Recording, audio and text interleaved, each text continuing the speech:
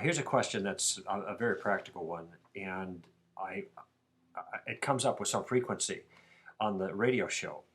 And the question is, can you give a couple rules to use to tell whether a rule or law or moral in the Old Testament is binding on Christians or not?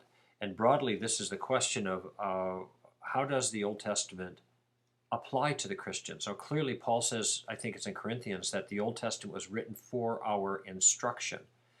But I think there's a lot of abuse in this regard. I had one teacher that told me, I think wisely, that whenever you read the Old Testament, you always have to read it as if you were looking over the shoulder of a Jew, as it were, because that's their mail.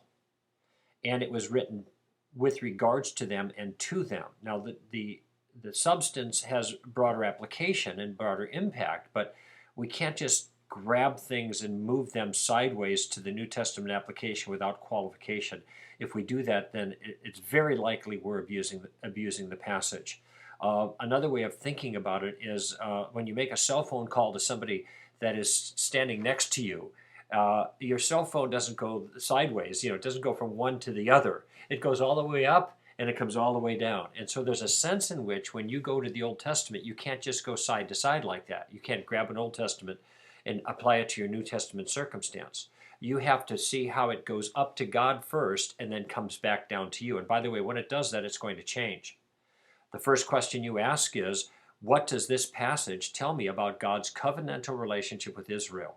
Now, most Christians don't know about that, and so it's almost impossible for them to do a sound job consistently of translating the Old to the New because they don't understand the role of the Abrahamic and the Mosaic covenants and the New Covenant in the big picture. But that's critical. Secondly, you ask, what does this tell us about God? Now, once we know about what this passage tells us about God and his covenantal relationship with Israel, or about God himself, from that we can then bring it down to where we're at and ask, what application is there for me right now in this situation? I've talked about the Jeremiah 29 passage. I know the plans that I have for you, plans for a future and a hope, etc. So Christians can't pluck that and just carry it sideways and say that this is for them, because it was written as a promise to somebody else. Now, when we understand that promise to the Jews under the circumstances of the Babylonian captivity, which is what Jeremiah was writing to in his letter to the elders in Babylon, then we can draw conclusions about how God is acting in a covenant relationship with Israel and maybe extrapolate something for us. God is faithful to this covenant, and that's why he says this thing. So God is going to be faithful to whatever covenant he has with us. That might be an application, but notice it's not brought straight across. So there's a sense in which the key question we're asking here is, to whom is this rule or law or moral being addressed? And when it comes to any rule or law or moral in the Old Covenant, this is a contract that God is making with Jews. So all of that stuff in the Mosaic covenant, Leviticus, Deuteronomy, etc., though it may be something we can learn from and extrapolate in a distant way from the exact circumstances, we first have to realize is a conversation between private parties and their unique circumstances. Now, this brings up the question of the Ten Commandments. Keep in mind that the Jews did not consider the Ten Commandments like the commandments, and the rest of them were kind of secondary or not as important. There were hundreds of commandments in the Jewish law, and all were incumbent upon the Jews. So they didn't just separate out those 10. They were all those. So if Christians are obliged to keep the 10 Commandments in virtue of being in the Mosaic law, we're obliged to keep the entire law. All of the laws that pertain, it seems to me, uniquely to the Jews. Now, it doesn't seem to me appropriate. And so I am not guided by the morality of the 10 Commandments and the rest of the Mosaic law per se, as if it were my contract.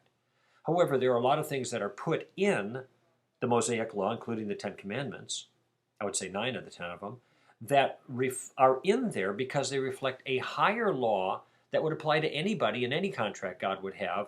And even if there is no explicit contract, there's still a moral obligation. And so they find themselves embedded in the specific commands that God gives to Israel. Those would be the kind of thing would be applied to anybody. Now, how do you know which ones those are? Somewhat on reflection. I mean, the wrongness of murder seems to transcend the contract God had with Israel. Plus, these are details too, the more transcendent things that we see Paul repeating or in other writers in the New Testament, as applying to Gentiles who are clearly not under the Mosaic contract, but still have moral obligations that are universal obligations before God. And if I see these things repeated in the New Testament, it tells in which we are not under the Mosaic law, then it tells me that these things that are repeated transcend the Mosaic law. So the key thing here is to ask, when you're reading, to whom is being spoken, and what is the context in which this directive is being given. And we have to be very, very careful, because the tendency is to inappropriately export directives and commands and promises that were given under a covenantal situation with Israel without qualification into our circumstances. Some might say, well, we can't claim the promise, but we can claim the principle. But the principle turns out to be just the promise, now called a principle instead of a promise. Well, that's illicit. It's not what I'm talking about. We need more care in that regard. And if the promise or principle or whatever is not directly applied to us, then we have to be much more careful to see. I mean, if it's applied specifically to Israel, then we have to be much more careful in applying it to our circumstance. And we have to kind of go through that process that I talked about earlier. And then, only then can we find out what Paul had in mind of how the Old Testament is meant to instruct us as New Testament Christians.